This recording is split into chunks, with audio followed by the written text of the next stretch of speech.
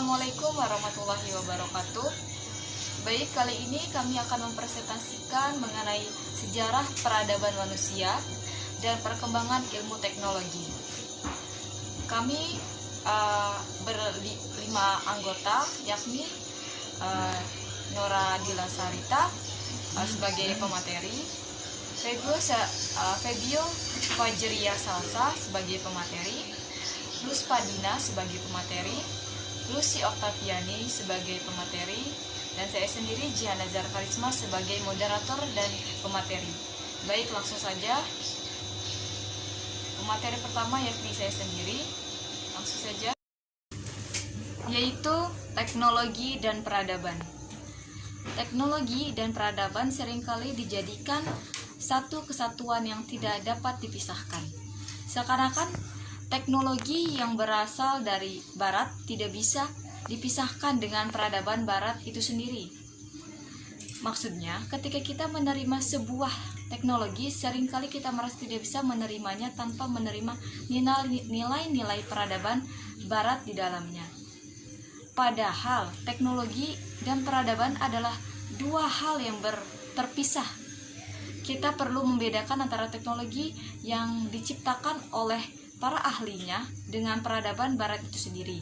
Peradaban Barat berarti demokrasi, liberalisasi wanita, kebebasan tanpa batas, kapitalisme, kejahiliahan, dan sebagainya.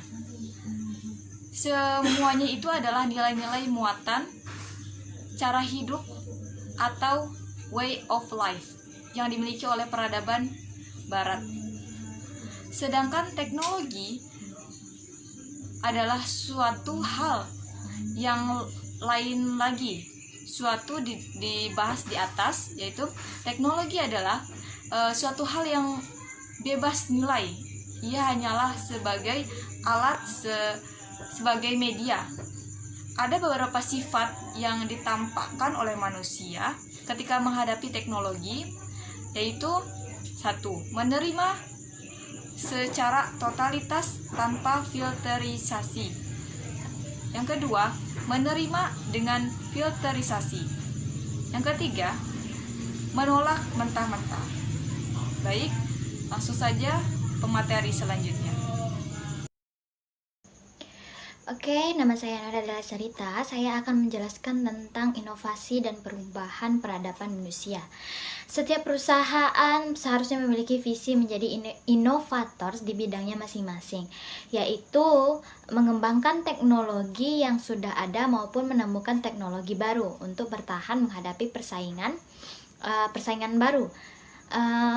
Persaingan memang sangat berat dilakukan pada zaman resesi ekonomi saat ini. Namun itulah strategi dan komitmen yang harus dilakukan.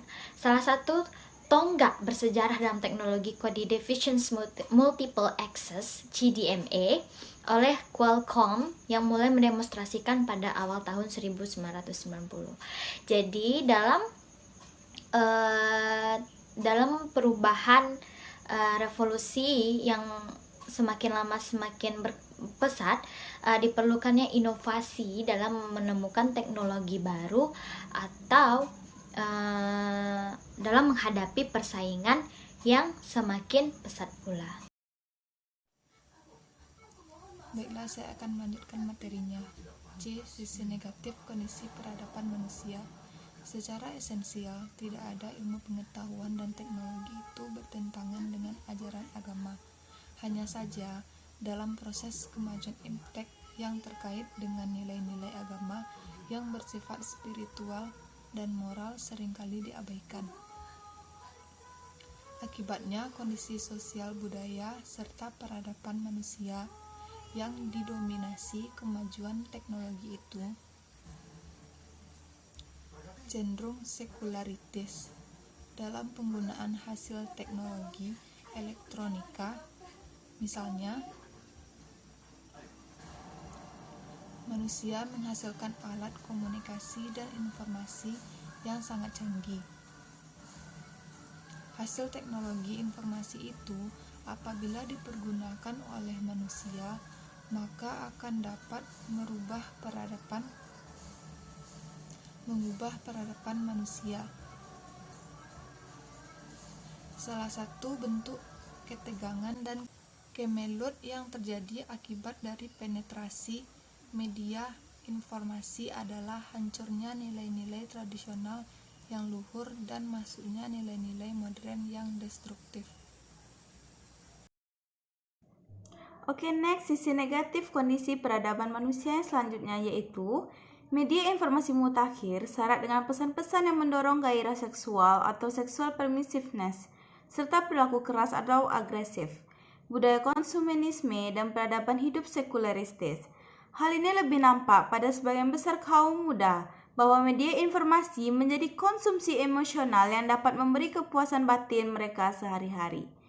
Peradaban modern yang diwarnai dengan kecenderungan individualistis dan materialistis itu akan dapat menggeser nilai-nilai kebersamaan yang menjadi individual menjadi egois, nilai keikhlasan berkorban menjadi serba komersil, solidaritas nampak formal, dan rasa percaya mempercayai menjadi semakin mekanistis, serta gengsi dan keserakahan menjadi gaya hidup.